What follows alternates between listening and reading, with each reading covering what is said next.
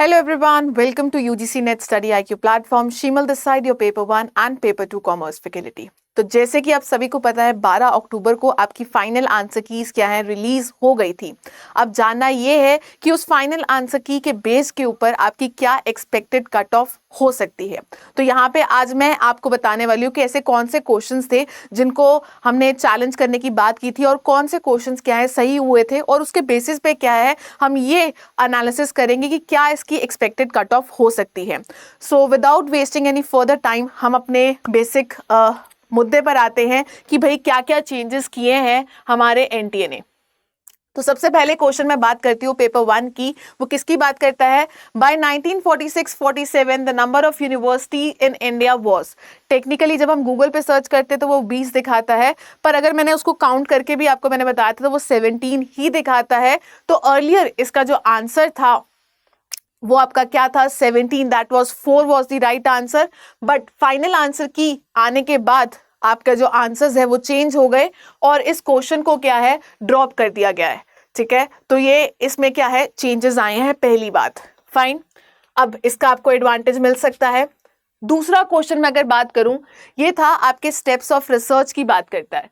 ठीक है, तो आपका ये रिसर्च प्रोसेस था। तो जहां पे क्या है आपका जो राइट आंसर अर्लियर क्या देखने को मिला था आपका 1, जहां पे क्या लिटरेचर रिव्यू पहले आता है और रिसर्च क्वेश्चन क्या है बाद में देखने को मिला था, पर इस क्वेश्चन को भी क्या है चेंज कर दिया गया है। अब इसका जो राइट आंसर है वो क्या आता है? ऑप्शन नंबर 2 की बात की जाती है। सो यहाँ पे भी आप देख सकते हैं हमारा जो राइट आंसर है वो क्या है? Option number 2। सबसे पहले क्या आएगा आपका रिसर्च क्वेश्चन फॉर्मुलेट होगा, उसके बाद आपके लिटरेचर रिव्यू की क्या है बात की जाती है। तो यहां पे क्या है एनटीए ने अपने आंसर्स चेंज किए हैं। नेक्स्ट हमारा एक और क्वेश्चन था पेपर 1 से, that is dysentery is a waterborne disease caused by the water contaminated by. तो पहले इसका आंसर जैसे कि आप देख सकते हो प्रोटोजोन था, और जब मैंने चैलेंज वाली बात की थी, सेशन कंडक्ट किया था, तो मैंने आपको फैक्ट के साथ बताया था कि इसका आंसर बैक्टीरिया भी हो सकता है। तो फाइनल आंसर की में इसको आंसर को क्या है बेसिकली चेंज कर दिया गया और दोनों ही ऑप्शंस क्या हैं सही माने गए हैं। 2 and 4 both are the right answer. तो यहाँ पे भी क्या है जिन बच्चों ने सेकेंड ऑप्शन दिया था उनको भी क्या है मार्क्स मिल जाएंगे। इसके अलावा ये वाला जो क्वेश्चन था आपका अमेलगमेशन पेपर 2 कॉमर्स की जो मैं बात करती हूँ, which of the following sections of the companies act 2013, इसको क्या है ड्रॉप कर दिया गया है। ठीक है, ये पहले भी ड्रॉप था आई थिंक सो। तो और नेक्स्ट क्वेश्चन आता है आपका ये लॉन्ग लेफ्ट टेल की बात करता है, स्क्यू डिस्ट्रीब्यूशन की बात करता है। तो पहले इसका जो आंसर था वो 1 था पॉजिटिव स्क्यूनेस, और इसको भी एनटीए ने क्या है करेक्ट कर दिया है। तो अब इसका जो राइट आंसर है वो किसकी बात आती है? 2 is the right answer. Fine, so negative skewness की क्या है बात की जाती है। तो यहाँ पे भी क्या है आंसर आपके चेंज हुए हैं।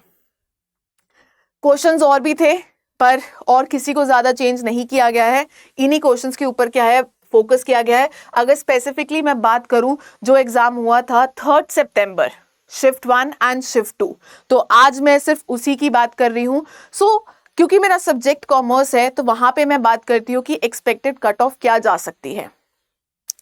इसका जो एनालिसिस है कहीं ना कहीं आपको दिसंबर एग्जाम को भी कंसिडर करना पड़ेगा। दूसरा आपको क्या है इसका डिफिकल्टी लेवल भी थोड़ा एनालिसिस करना पड़ेगा। तो अगर मैं दिसंबर एग्जाम की पहले मैं बात करती हूँ तो यहाँ पे आपको पता है 160 मार्क्स आपकी क्या गई है कट ऑफ गई है। तो मतलब अगर किसी के 80 क्वेश्चन सही हैं तो उसमें क्या है उसका नेट क्वालिफाई हो जाता है। और सिमिलरली 184 की बात की जा रही है। फाइन, सो अगर किसी ने 184 मार्क्स क्वालिफाई किए हैं, या फिर मैं बोलूं कि आपके कितने क्वेश्चंस ठीक हुए हैं, अप्रोक्सीमेटली 92 क्वेश्चंस ठीक हुए हैं, तो वहां पे क्या है आपका जेआरएफ क्वालिफाई हो जाता है अगर आप अनरिजर्व कैटेगरी में आते हैं, दैट इज जर्नल कैटेगरी की बात की जाती है। और यहाँ पे एग्जाम सिर्फ शिफ्ट में एक ही शिफ्ट में हुआ था, इसलिए जो आपका रिजल्ट है वो भी परसेंटेज बेस में आया था। सिमिलरली ओबीसी की मैं बात करती हूँ 71 क्वेश्चंस, ईडब्ल्यूएस, एससी और एसटी में क्या है आपको ये मार्क्स दिख रहे हैं, उतने क्वेश्चंस क्या हैं आपके ठीक होने चाहिए। अब बात करते हैं कि मैम ये जो एग्जाम हुआ है यहाँ पे क्या एक्सपेक्टेड कट ऑफ जा सकती है। तो जैसे आप सभी को पता है एग्जाम क्या 2 शिफ्ट में हुआ था, जी हाँ मैम। अब जब भी 2 शिफ्ट में होता है एग्जाम, क्या आपका जो रिजल्ट है वो परसेंटेज बेस में आता है या परसेंटाइल में? मैम परसेंटाइल में आता है। वो परसेंटाइल में क्यों आता है? क्योंकि क्या आपका नॉर्मलाइजेशन मेथड लगता है? जी हाँ। क्यों? क्योंकि ऐसा हो सकता है कि एक शिफ्ट में आपका एग्जाम थोड़ा सा डिफिकल्ट आया है, जिसके लिए क्या है कट ऑफ थोड़ी सी नीचे जा सकती है। सिमिलरली एक शिफ्ट में आपका जो एग्जाम है बहुत ही इजी आया है, बहुत नहीं इजी आया है कंपैरेटिवली दूसरी शिफ्ट के, तो वहां पे क्या है कट ऑफ हाई जा सकती है। और क्या कॉमर्स में हमें ऐसे ही देखने को मिला? शिफ्ट 1 कंपैरेटिवली क्या है आपका इजी था और शिफ्ट 2 क्या है आपका थोड़ा सा डिफिकल्ट था। और अगर आपने ये देखा भी हो, एनालिसिस भी किया हो, most of the majority of जो क्वेश्चंस हैं जिनको चैलेंज किया गया है या मैं ड्रॉप की बात की करती हूँ, वो सभी के सभी क्या हैं शिफ्ट 2 में देखने को मिले हैं। अब बात करते हैं कि मैम क्या एक्सपेक्टेड कट ऑफ हो सकती है आपकी। तो जहां पे मेरा एस्टिमेट निकलता है कि जहां पे इजी आता है और थोड़ा सा मॉडरेट टू डिफिकल्ट एग्जाम आपको क्वेश्चन पेपर देखने को मिल जाता है, तो वहां पे जो आपकी रेंज है दिसंबर में 80 क्वेश्चंस के लगभग गई है। तो यहाँ पे क्या है वो 80 से 85 क्वेश्चंस तक जा सकती है, 80 to 85 क्वेश्चंस, जहां पे क्या है नेट की बात हो सकती है कि अगर आपके 80 to 85 क्वेश्चंस ठीक है तो देयर इज अ पॉसिबिलिटी कि आपका नेट क्वालिफाई हो सकता है। ठीक है, अब ये मैं आपको इंडिविजुअल लेवल पे बात कर रही हूँ, ठीक है, कि आपको थोड़ा सा एस्टिमेट लग जाए कि आपका नेट क्वालिफाई होगा या फिर नहीं होगा, पर आंसर जो आएगा आपका परसेंटाइल में ही आने वाला है, क्योंकि दोनों क्या है 2 शिफ्ट्स में आपका एग्जाम हुआ था। सिमिलरली आपका जो शिफ्ट 2 है वहां पे थोड़ा सा डिफिकल्ट आपके क्वेश्चंस देखने को मिले थे, तो वहां पे कट ऑफ तो धीरे जानी चाहिए, पर क्योंकि नॉर्मलाइजेशन मेथड लगा है तो आपको ओवरऑल कट ऑफ देखनी पड़ेगी कि भाई दोनों को पेपर को एनालिसिस करते हुए क्या एक बेस तैयार होगा।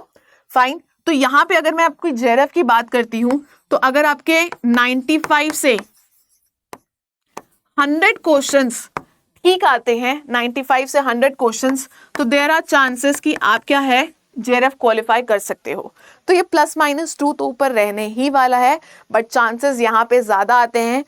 तो अगर आप 95 to 100 क्वेश्चंस आपको लगता है कि आपके ठीक हैं, so there are many chances कि आप क्या है जेआरएफ क्वालिफाई कर सकते हो। और अगर आप 80 to 85 क्वेश्चंस ठीक होते हैं तो देयर आर चांसेस कि आपका नेट क्वालिफाई हो जाएगा। ये जो भी मैंने बातें की हैं वो आपकी जर्नल कैटेगरी की क्या है बात की है। बाकी आप देख सकते हैं आप किस कैटेगरी में बिलोंग करते हैं और उस हिसाब से क्या है आप एनालिसिस कर सकते हैं कि भाई इसकी एक्सपेक्टेड कट ऑफ क्या है, क्या होनी चाहिए।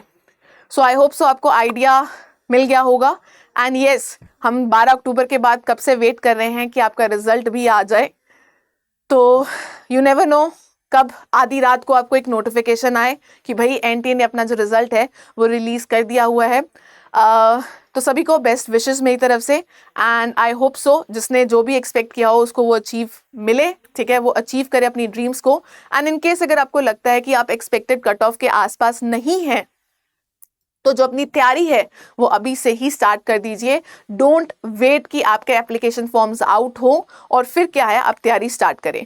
बाकी मेरी क्लासेस से रिलेटेड अपडेट्स आपको मेरे टेलीग्राम चैनल पे मिल जाएगी, सिंपली सर्च फॉर शीमल भागी। एंड बस आज के लिए इतना ही। Thank you watching this video. Don't forget to like this session and subscribe to our channel if you are new to this platform. बाकी मेरी क्लासेस होती हैं डेली बेसिस पे पेपर 2 कॉमर्स की, ठीक है, Monday to Friday at 3 PM, और paper 1 की जो मेरी क्लासेस होती है Monday Wednesday Friday live at 6:30 PM। Thank you for watching this video.